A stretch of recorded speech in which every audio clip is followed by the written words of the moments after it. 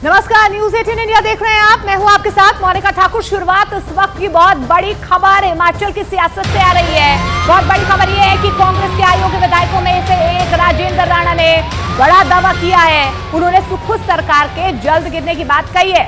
उन्होंने यह भी दावा किया कि उनके संपर्क में प्रदेश के कई कांग्रेस विधायक हैं। साथ ही उन्होंने आरोप लगाया है कि हिमाचल में काम ठीक से नहीं चल रहा है और विधायकों को जलील किया जा रहा है। तो राजेंद्र राणा उन विधायकों में से एक है जिन्होंने क्रॉस वोटिंग की थी। अब उनकी तरफ से यह बड़ा दावा किया जा रहा है। यह दावा उनकी तरफ से किया गया है कि उनके संपर्क में कुछ और भी विधायक हैं और सुखद सरकार में सब कुछ ठीक नहीं है। हमने हाईकमान को कहा था कि तुरंत हिमाचल प्रदेश को बचाना है, तो इस व्यक्ति को, मुख्यमंत्री को हटा के किसी भी व्यक्ति को बना दीजिए, परंतु हाईकमान के कान में कोई जूं तक नहीं रहेगी। इसलिए आज हिमाचल प्रदेश में जैसे पूरे देश में ताश की पत्तों की तरह कांग्रेस बिखर रही है, आज हिमाचल प्रदेश में भी ताश की पत्तों की तरह बिखर गई। विक्रमादित्य सिंह जी पिछले कल जो परसों से आकर हमें कल से मिलकर गए हैं, ये इस सरकार से और उस मुख्यमंत्री से परेशान हैं और मुझे लग रहा है आने वाले समय में बहुत कुछ होने वाला है और प्रदेश के कई कांग्रेस के विधायक जो हैं वो संपर्क में हैं और वो आना चाहते हैं और आने वाले समय में हम देखेंगे कि हिमाचल प्रदेश में जो है जल्दी ये सरकार गिरने वाली।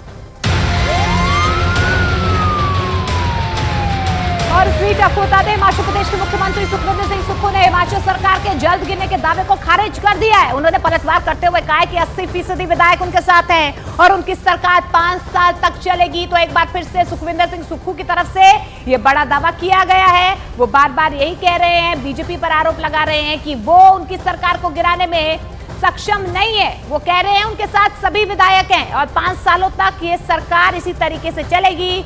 अब आपको बता दें, क्रॉस वोटिंग की वजह से तमाम जो विधायक हैं उन्हें अयोग्य तो घोषित कर दिया गया है, लेकिन अयोग्य विधायकों में से एक राजेंद्र राणा जिन्होंने क्रॉस वोटिंग की, उनकी तरफ से दावा किया जा रहा है कि सरकार में सब कुछ ठीक ठाक नहीं चल रहा है। कुछ और विधायक उनके संपर्क में, लेकिन सुखविंदर सिंह सुक्खू की तरफ से बड़ा दावा कि सरकार में सब कुछ ठीक ठाक है।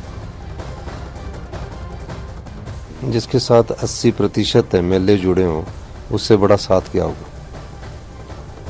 80% MLA जिसका सपोर्ट कर रहे हो, उनका उसके बड़ा क्या साथ होगा। मुझे नहीं पता कि उन्होंने ये सवाल क्यों उठाया। वो प्रदेश की अध्यक्षा है हमारी और ये जानकारी रखती होगी।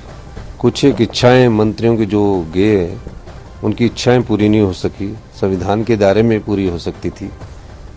कोई मंत्री बनना चाहता था, कोई मंत्री नहीं रहना चाहता, रहना नहीं चाहता तो उसको हटा सकते थे, लेकिन मंत्री बनने की एक पोस्ट थी, उसमें 2 आदमी नहीं होने चाहिए थे।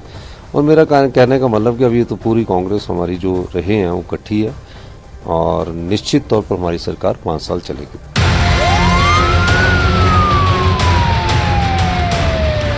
और इस बीच आपको बता दें, हिमाचल से जुड़ी एक और बड़ी खबर आ रही है। अयोग्य घोषित किए गए कांग्रेस के विधायक कोर्ट का रुख कर सकते हैं। सदस्यता रद्द किए जाने के फैसले के खिलाफ सोमवार को कोर्ट में याचिका भी दे सकते हैं कांग्रेस के अयोग्य विधायक। तो आपको बता दें, 6 विधायक जिन्हें अयोग्य घोषित किया गया है, कोर्ट का दरवाजा खटखटाएंगे। दल बदल कानून के तहत ये बड़ी कार्रवाई उनके खिलाफ की गई है। ये कहा गया कि उन्होंने व्हिप का उल्लंघन किया है, जिसके बाद स्पीकर की तरफ से उन्हें अयोग्य घोषित कर दिया गया। अब कोर्ट का रुख ये अयोग्य जो विधायक हैं वो कर सकते हैं, याचिका दायर कर सकते हैं और उसके बाद लगातार फिर भी जो संकट है हिमाचल कांग्रेस में वो बरकरार नजर आ रहा है। वहीं हिमाचल प्रदेश सरकार ने अयोग्य विधायकों की सुरक्षा वापस भी ले ली है। कांग्रेस के अयोग्य विधायक इस वक्त चंडीगढ़ के होटल में ठहरे हुए हैं, जिनसे 2 दिन पहले सुखद सरकार से नाराज चल रहे मंत्री विक्रमादित्य सिंह ने मुलाकात भी की थी। अब जानकारी मिल पा रही है कि हिमाचल सरकार ने उन तमाम विधायकों से उनकी जो सिक्योरिटी है, जो सुरक्षा उनके पास है, वो वापस ले ली गई है।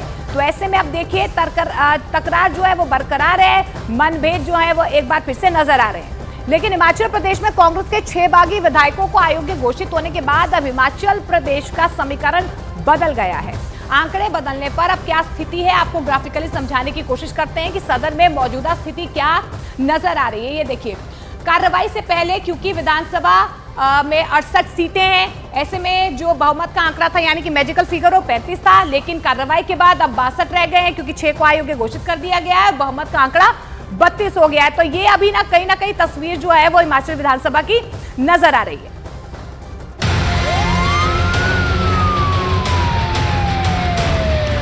और इस बीच हिमाचल सरकार में मंत्री विक्रमादित्य सिंह दिल्ली में मौजूद हैं, लेकिन दिल्ली आने से एक दिन पहले उन्होंने अपनी सोशल मीडिया प्रोफाइल से मंत्री और कांग्रेस शब्द को हटा दिया है।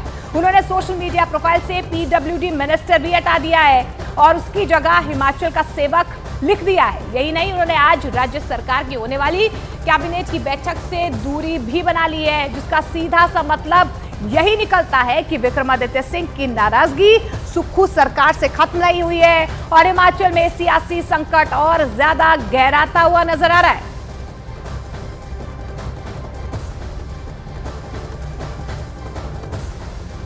तो हिमाचल सरकार में मंत्री विक्रमादित्य सिंह के साथ 2 अयोग्य घोषित किए गए कांग्रेस के विधायक देवेंद्र कुमार भुट्टो और इंद्रदत्त लखनपाल ने भी अपने सोशल मीडिया प्रोफाइल से कांग्रेस शब्द को हटा दिया है। देवेंद्र कुमार भुट्टो ने कुटलैहड़ का सेवक तो इंद्रदत्त लखनपाल ने अपनी सोशल मीडिया प्रोफाइल पर बटसर का सेवक लिखा है, जहां से वो लगातार जीतते आए हैं। ऐसे में आप संकेत देखिए, किस तरीके के संकेत यहां से निकल रहे हैं कि अभी भी सुक्खू सरकार पर संकट बरकरार है।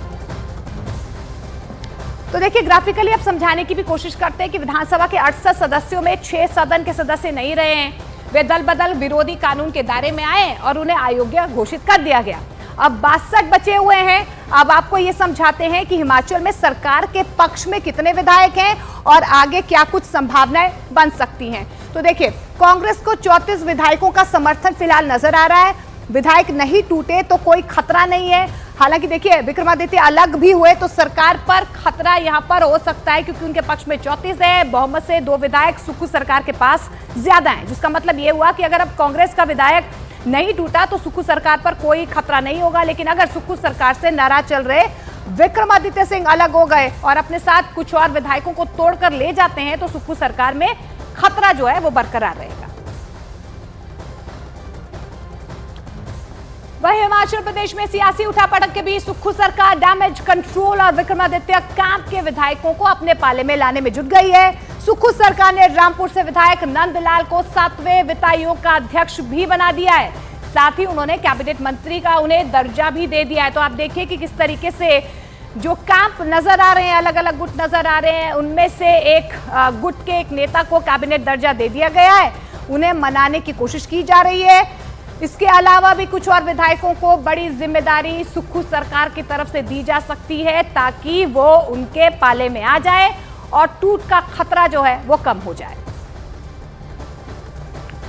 तो लगातार आपको बता दें, यहां पर डैमेज कंट्रोल किया जा रहा है सुक्खू सरकार की तरफ से, क्योंकि अभी भी बहुमत के आंकड़े से आपको बता दें, हालांकि देखिए बहुमत का आंकड़ा तो सुक्खू सरकार के पास है, लेकिन अगर विक्रमादित्य सिंह अलग हो जाते हैं, कुछ और विधायक टूट जाते हैं, तो ऐसे में जो मैजिकल फिगर का जो आंकड़ा है वो सुक्खू सरकार जो है उसे अपने पाले में नहीं कर पाएगी। लेकिन और बड़ी खबर ये आ रही है कि विधायक मोहनलाल ब्राक्टा को भी सुक्खू सरकार बड़ी जिम्मेदारी दे सकता है। आप देखिए कि किस तरीके से अब यहाँ पर लगातार जो है जो नाराजगी चल रही थी उसे दूर करने की कोशिश की जा रही है। मोहनलाल ब्राक्टा विक्रमादित्य सिंह के सबसे करीबियों में से एक बताए जा रहे हैं।